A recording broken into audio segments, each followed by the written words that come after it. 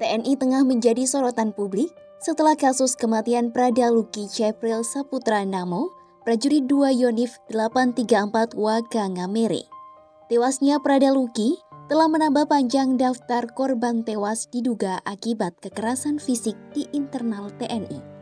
Pengamat militer menilai akar munculnya kasus serupa terjadi karena banyak faktor. Lantas, apa yang sebenarnya terjadi? Simak selengkapnya dalam video berikut.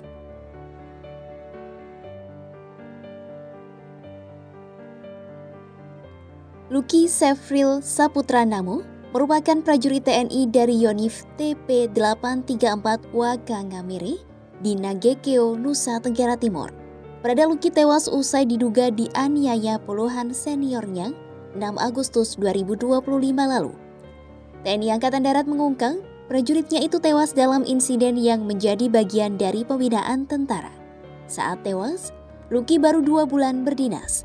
Kasus kematian Prada Luki sempat viral saat sang ayah, Serma Christian, mengamuk di Rumah Sakit Wirasakti Kupang karena permintaan otopsi sang putra tak dipenuhi manajemen rumah sakit. Ia pun mendesak keadilan atas kematian anaknya tersebut. Enggak, awas saya taruhan. Kalau keadilan ini percuma Indonesia bubar. Bubarkan Indonesia. Merah putih saya pakai buat apa? Ada satu catatan, biar tidak ada Luki yang lain, Luki yang lain.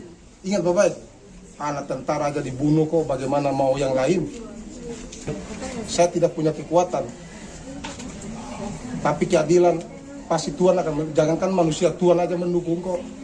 Penting apa? Berani. Bukan hanya sang ayang, Ibunda Luki Sepriana Paulina Mirpei memohon kepada Panglima Kodam Udayana, Maijen Pik Budyakto, untuk mengusut tuntas kematian sang putra. Sepriana meminta agar pelaku penganiayaan Prada Luki hingga mengakibatkan putranya meninggal dunia itu dihukum mati dan dipecat dari TNI.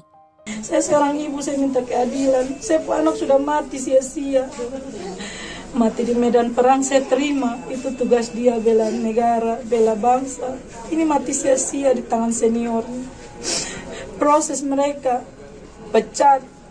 Bila perlu hukuman mati. Kakak Luki Lusinamo menduga sang adik mengalami penganiayaan yang terus berulang dari para seniornya. Luki yang tak tahan dianiaya sempat memutuskan kabur dan bersembunyi di rumah orang tua asuhnya Juli lalu.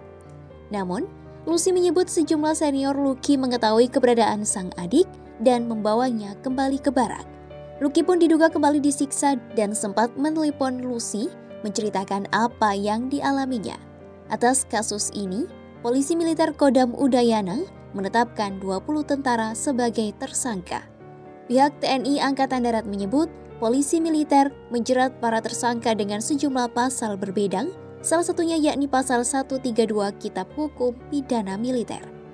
Kasus kematian Prada Luki pun menjadi sorotan dan mendapat respons dari mantan Jenderal TNI hingga petinggi. Anggota DPR yang merupakan pensiunan TNI Tubagus Hasanuddin menilai para tersangka kasus kematian Prada Luki sepatutnya dijatuhi hukuman berat. Menurutnya, klaim pembinaan yang menjadi dalih tindakan fisik ke Prada Luki tidak bisa menjadi alasan pembenaran apa yang terjadi. Berkaca dari insiden ini, Hasanuddin menyebut pimpinan TNI harus menyusun regulasi untuk mencegah pembinaan berujung kematian.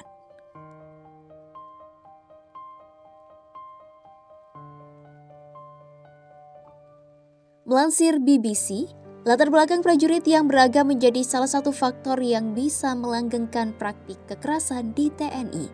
Hal itu disampaikan salah satu tentara Nazar Roy Hansha Arif yang pernah membuat kajian akademis tentang kekerasan di internal TNI. Temuan itu didapatkannya dengan meneliti sebuah kasus penganiayaan terhadap prajurit Batalion Artileri Pertahanan Udara 9 di Kodam Udayana. Nazar dalam penelitiannya menuliskan, subkultur negatif yang dibawa dari satuan asal menyebabkan penyimpangan perilaku atau kekerasan prajurit. Padahal menurutnya, organisasi TNI telah cukup transformatif dengan memperkenalkan seperangkat norma baru berperilaku prajurit agar mengedepankan sikap anti kekerasan. Faktor turun-temurun kekerasan yang pernah dialami prajurit TNI baik di pendidikan atau penugasan sebelumnya juga dinilai menjadi pemicu kekerasan di TNI sulit dihentikan. Peneliti isu militer Al-Araf menyebut praktik impunitas yang terus terjadi di internal militer merupakan pemicu kekerasan berulang. Araf mengatakan, kekerasan militer selama ini terjadi bukan di antara tentara saja, melainkan juga terhadap warga sipil. Impunitas itu muncul sebab TNI menutup diri dari pengawasan publik. Menurut Araf, TNI lebih mengutamakan perlindungan institusi alih-alih menjunjung tinggi keadilan bagi para korban. Ia mencatat, pembunuhan prajurit oleh sesamanya bukanlah kali pertama terjadi. Araf mencatat, dalam 4 tahun terakhir setidaknya ada 2 kasus serupa yang menyeruak ke publik. Menurut Araf, impunitas akibat proses hukum yang tidak transparan berakar pada kegagalan reformasi peradilan militer. Sementara itu, pengamat isu pertahanan Hairul Fahmi menilai peradilan militer sebenarnya sudah cukup memberikan efek jera bagi para tentara. Jika diadili di peradilan umum, Fahmi khawatir tentara justru akan menjadi jawara di tahanan. Fahmi menilai salah satu faktor yang membuat kekerasan di TNI kerap terjadi adalah keteladanan yang minim di tingkat pimpinan unit terkecil di militer seperti komandan peleton dan komandan kompi. Ketegasan di tingkat ini disebutnya krusial untuk menentukan wajah anggota TNI baik di internal militer maupun kepada masyarakat sipil. Kasus kematian Prada Luki menjadi daftar panjang kematian akibat kekerasan fisik di internal TNI. Kini, kasusnya telah bergulir di persidangan militer. Menurut pengamat, praktik impunitas yang terus terjadi di internal militer menjadi pemicu kekerasan berulang. Selain itu, keberagaman latar belakang para prajurit pun dinilai menjadi salah satu alasan di balik kasus serupa terus terjadi. Lalu, apakah kasus serupa akan bisa berhenti? Simak terus update berita-berita menarik lainnya hanya di kanal YouTube Kompas.com.